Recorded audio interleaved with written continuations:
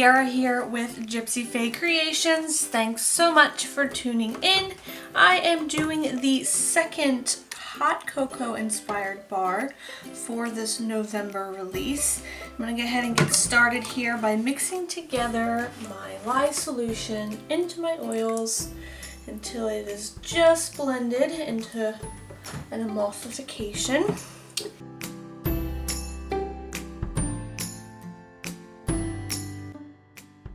Colors going into the soap are based around the fragrance oil, which is called Toffee Almond Hot Cocoa, and it's a crafter's choice.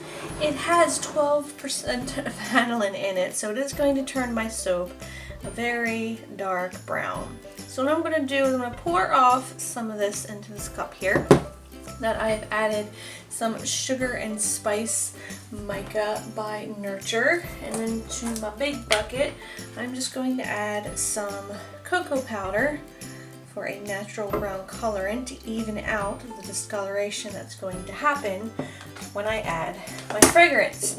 Now I'm only going to add my fragrance to the big bucket, but let's give each one of those a mix before we do that.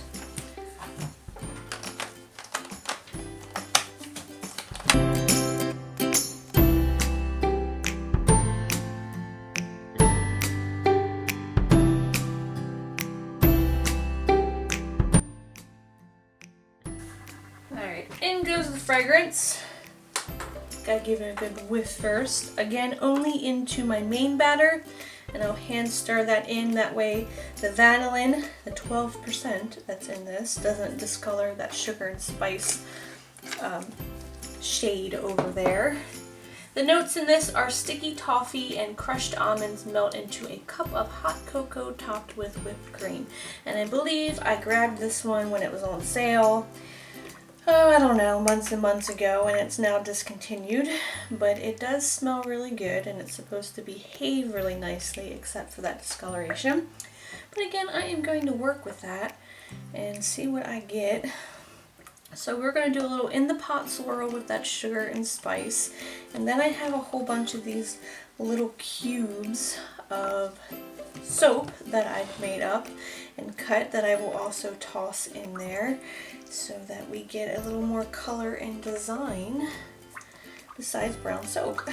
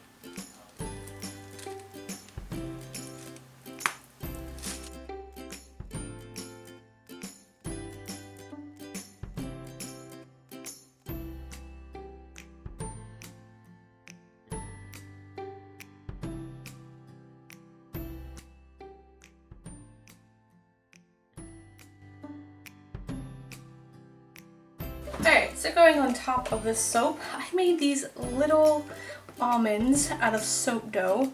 Don't laugh at them, it's the first time I've ever attempted making soap dough almonds. And I'm going to stick them on one side. I've got some marshmallows made out of melt and pour, and then I layered some other melt and pour to look like toffee, and we're just going to have that sticking out the side like so. And I think I'm going to start by putting on the toffee, and then the marshmallow, and then the almonds, because those almonds I've dusted in some mica and they're going to make a mess. I already see some of that has rubbed off from that marshmallow.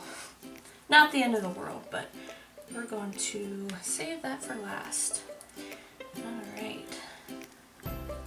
These are just kind of all different shapes and sizes.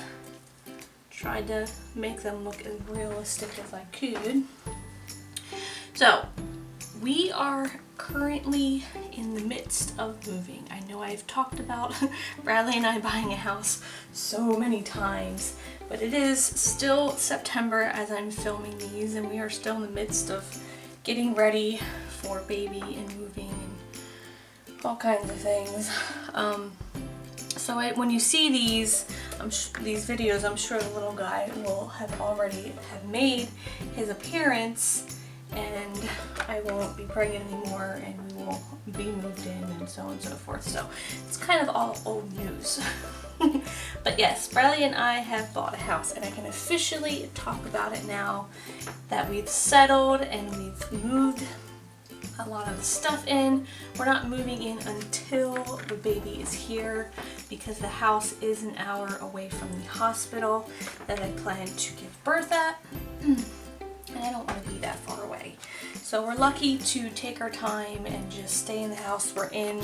We get to work on the house that we're going to be moving in, as far as painting and just cleaning and prepping and organizing and getting the baby's nursery together and organizing all of, you know, their belongings, because they have all of the belongings. I think this kid's going to have more stuff than I do, better furniture than we do.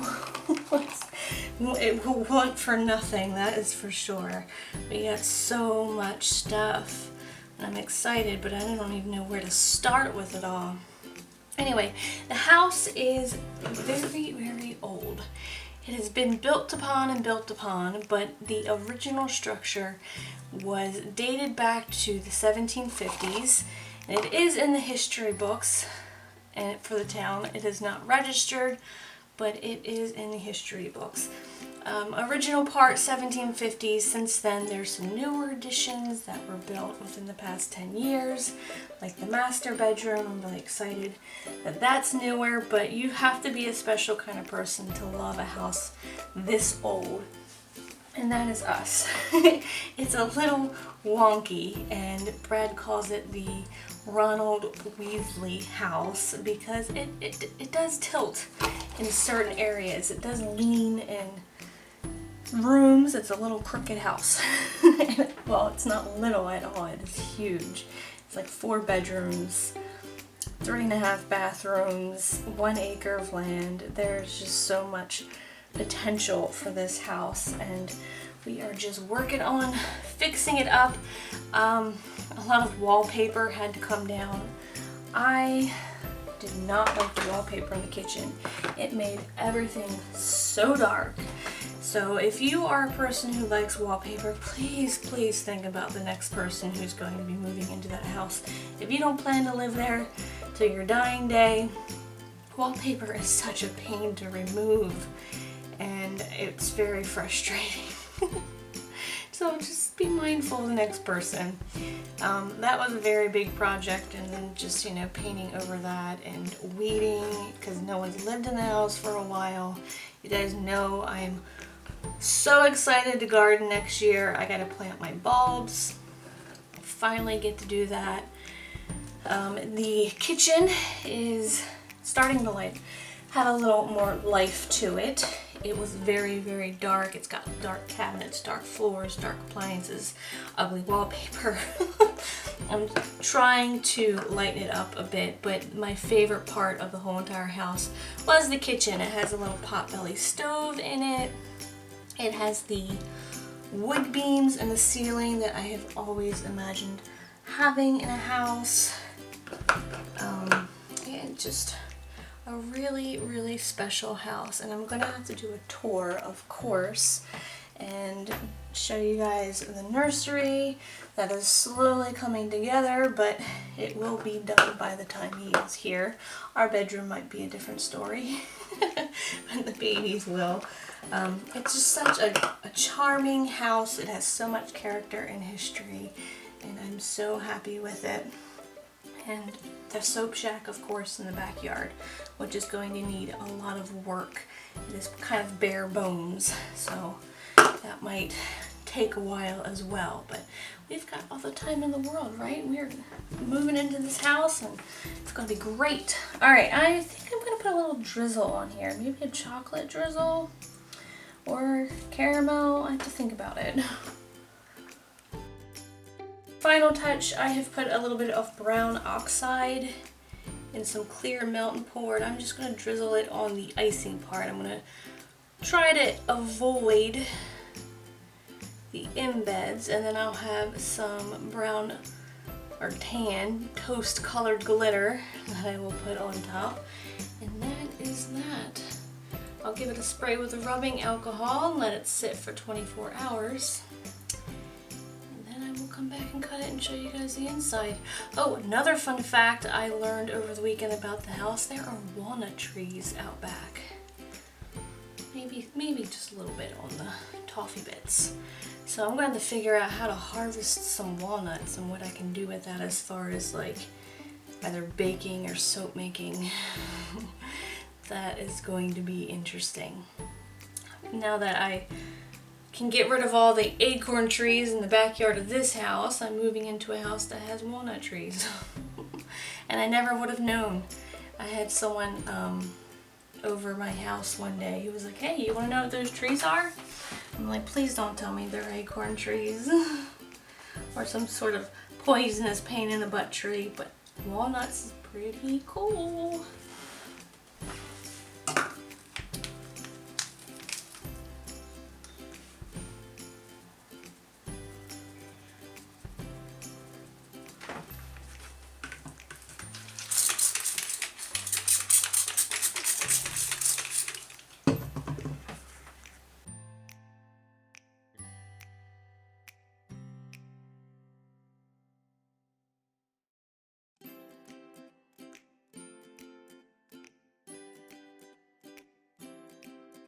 Alright, let's cut into this guy. I have a lot of loaves of soap sitting on this table that I have not gotten around to cut.